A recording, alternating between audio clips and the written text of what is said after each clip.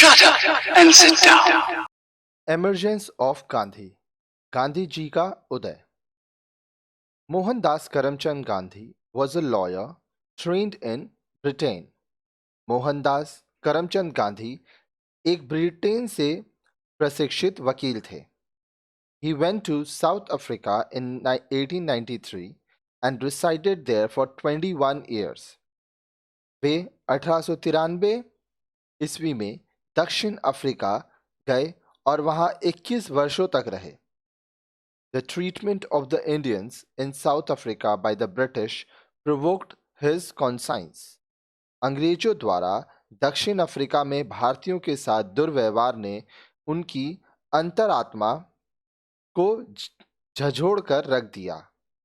He decided to fight against the policy of racial discrimination of the South African government. उसने दक्षिण Africa सरकार के जातीय विभेद के खिलाफ लड़ने का निर्णय लिया. During the course of his struggle against the government, he evolved the technique of satyagraha, non-violent insistence for truth and justice. सरकार से संघर्ष करने के दौरान उन्होंने सत्याग्रह, सत्य और न्याय के लिए अहिंसक विरोध की तकनीक विकसित की. Gandhi succeeded in this struggle in South Africa. Gandhi ji दक्षिण अफ्रीका में इस संघर्ष में सफल रहे. He returned to India in 1915. वे 1915 ईस्वी में भारत लौट आए. In 1916, he founded the Sabarmati Ashram at Ahmedabad to practice the ideas of truth and non-violence. सन 1916 में उन्होंने सत्य के विचार एवं अहिंसा पर अभ्यास के लिए अहमदाबाद में साबरमती आश्रम की स्थापना की. Gopal Krishna Gokhale advised him to tour the country, mainly in the villages, to understand the people and their problems. Gopal Krishna Gokhale ने उन्हें देश भ्रमण, खास तौर पर गांवों में लोगों और उनकी समस्याओं को समझने की सलाह दी.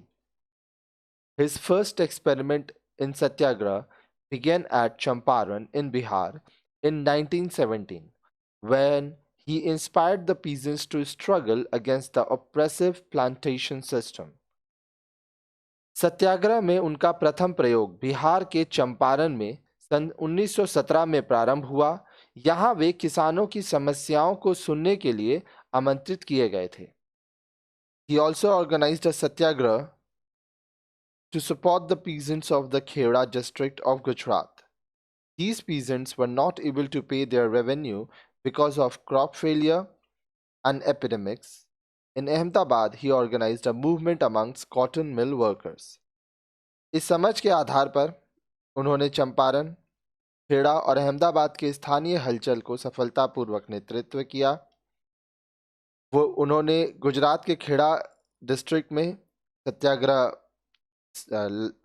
ऑर्गेनाइज किया किसानों के लिए, क्योंकि ये जो किसान थे वे क्रॉप फेलियर और एपिडेमिक्स महामारी के कारण और फसल नष्ट हो जाने के कारण वे टैक्स नहीं दे पा रहे थे.